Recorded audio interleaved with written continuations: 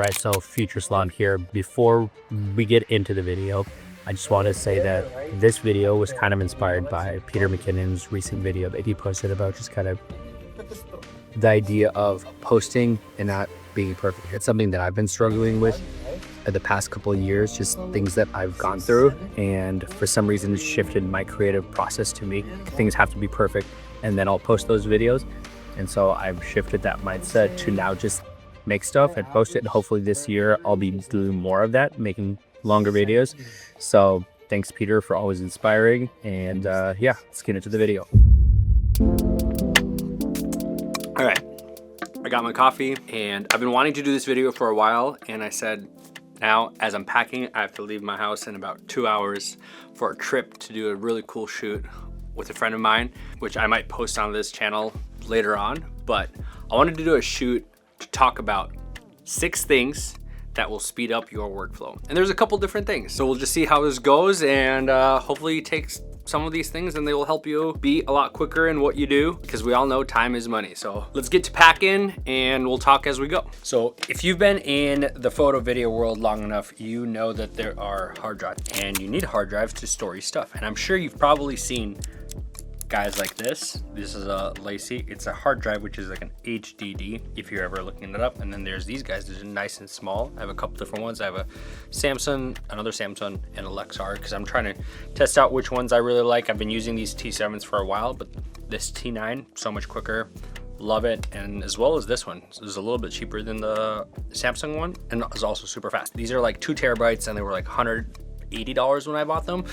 These ones are like 4 terabytes and it was like $130. So way more storage at a cheaper cost, but your price that you're paying is the speed. So what I've done is, over the years, after I've been using these, I slowly started switching to these. And so when I go on a shoot, I will dump all my footage on here, work off of this hard drive, and once that project is done, move them to these guys. So I can store all my footage and everything that I've shot on a slower drive that I do not have to work off of, and then only work off of these hard drives on projects that I'm currently working on or things that I'm currently working on. So if you're at a place where you can upgrade your storage and not have to use hard drives, going to solid state drives will speed up your workflow.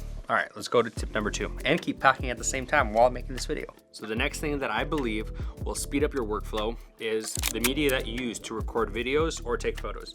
Over the years, again, I started on cards like this SD card. This is a 16 gigabytes. You might be able to take like 20 photos on a 16 gig card. So do not use this, only use this for like firmware updates for my cameras now. But super slow cards, they were great back in the day when cameras were a little bit slower and didn't need as much data to flow into a card. Nowadays, would never use something like this.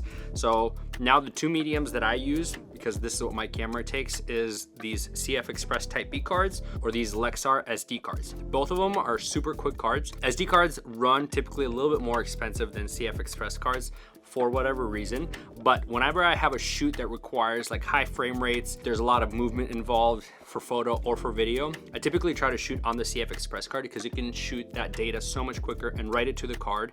And so when I actually dumping footage onto my hard drives, this card will dump it a lot quicker than this one. For typical shooting, photos, videos, that is just like normal, there's not a lot of high frame rates involved, and I use these Lexar cards. They're the 1800Xs. It reads at 280 megabytes a second and writes at 205, and I believe they're V60s, so they're not the V90s that a lot of the new cameras really need, but it works for my C80 and it will work with RAW. I don't really shoot a lot of RAWs, but just so you know, amazing card if you're trying to get something that's a little bit quicker for your cameras that don't require a CF Express Type B. Both of my R3 and my R6 Mark III have both of these slots, so many times I'll just pair them together and run them together. So tip number 2 to speed up your workflow, get faster cards.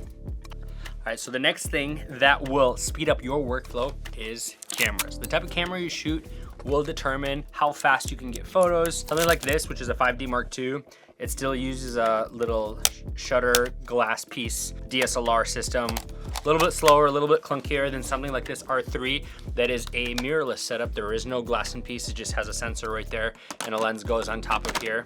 And so something like this, you can see whatever you're looking through the live view feed. Usually a little bit slower, a little bit clunkier than something like this. The readout speeds also a lot quicker on this and this. Can they get the job done? Can this still shoot great photos? Absolutely. But if you want to speed up your workflow, and if you've been shooting for a while and you're like, okay, I want to upgrade my camera systems because I want to make sure my autofocus is like tack sharp all the time. I don't want to keep refocusing and like try to make sure the eye is in focus when I'm shooting, if I'm shooting people. This is the way to go. The mirrorless system is amazing. Over the last couple of years, they have absolutely just outdone themselves. My tip for you guys, if you're trying to speed up your workflow, try to switch over to the mirrorless. If you are on the DSLR, if you are able to save up some money and switch over, you will not regret it. Once I switched over, it's been absolute game changer. The way you can shoot, what you can shoot, how fast you can shoot, how many photos are just like tack sharp. So yeah, that is tip number 3. Let's go on to tip number 4. All right, so next thing that I believe will speed up your workflow is your organization on your hard drive. So let me show you what I'm talking about. So whenever I bring a project into a hard drive, what I'll always do is I always name it year, month, date, and then whatever the shoot is going to be. What this helps with is when you are working on a hard drive, and for example, you have multiple years or whatever reason, like you'll have more than 1 year on a hard drive, it will always start off with the year that is oldest and then go down to newest, depending on how you do it. But this has always helped me organize my footage in the most beautiful way, so I can always know exactly 1 month or date we kind of did the shoot at. And then within each folder, then I'll do photo and video if I'm doing both photo and video. If I'm doing just photo, I'll have a raw folder, photo folder, and a video folder as well, then photo edits, and then I'll have video edits once all the video edits are done. Everything is organized and you know exactly what you did for that shoot, what date that shoot was done, and all your projects live within that folder, not across multiple folders. And whenever I start a new hard drive, always create this system. Has absolutely helped me to work this way versus like a month, day, year, doing the year, month, day, and then project title. So then if you're searching and you for whatever reason forgot when you did it, but you just type in like a month or the date of the shoot or like the name of the shoot, it'll right away pop up, and especially by date. Try this out. That's how I organize all of my footage, and it's been absolutely game changer. And then tip number 5 and 6 are also things that I do on my computer. So the next thing I want to talk about is the spot removal tool. In Lightroom, if you guys have seen this window before, you see that there's a couple different options. Use generative AI, detect object, and then just right now when this is selected off, it's not using AI, it's just quickly reading it and trying to fill in the gaps of like erasing that area that you are selecting. So what I like to do on images that are like this, where there's a big object that I want to remove, let's say it's this chair that we shot, I will use the generative AI to remove that. But the quick key for turning it on and off is Shift, we go Shift Option G. And so now that has turned on, or you can click it on and off. So then once we're in here, I go ahead and increase my brush size. So I'm gonna select this chair, just remove it. Kind of did a good job, but we still have this area right here. So I'm gonna go ahead and select this piece again right here, like just like that. There's a little bit of spot right there, but I could clean that up. Right away, we can see the before and after. It's amazing. On a photo kind of like this, we have some hairs right here. So what I'll do is then I'll turn off that generative AI and just watch this. It does it instantly and done. You don't need to wait for AI to go ahead and remove any sort of thing. It does it really well, and it does it super quick. So if you are trying to speed up your workflow in editing, make sure that you use both of those options. So use the generative AI when there's more complex things that you're trying to take out, and use just the regular remove tool, spot removal tool, to get through those things really quick and move on through your photos.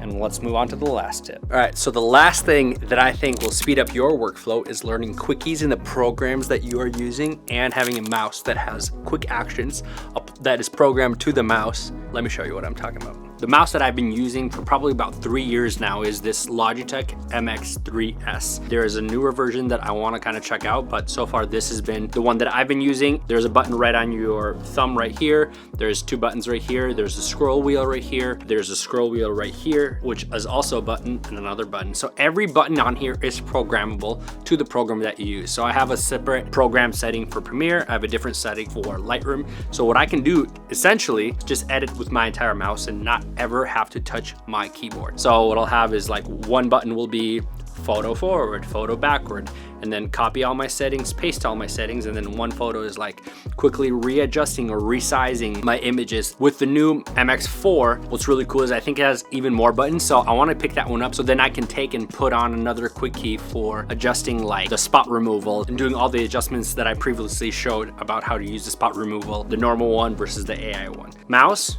speeds up your workflow, and the next thing is quick keys. Quick keys on your computer is an absolute game changer. Instead of going to the settings or like the menu files up at the top, automatically all you have to do, learn those quick keys, and then boom, you will see how much faster you begin to edit. I might do another video on the quick keys that I use and the things that I have learned. So if that's something that you want to see, or just see how I program my mouse and the settings that I use, just leave it in the comments below. Hopefully this video was helpful to you guys.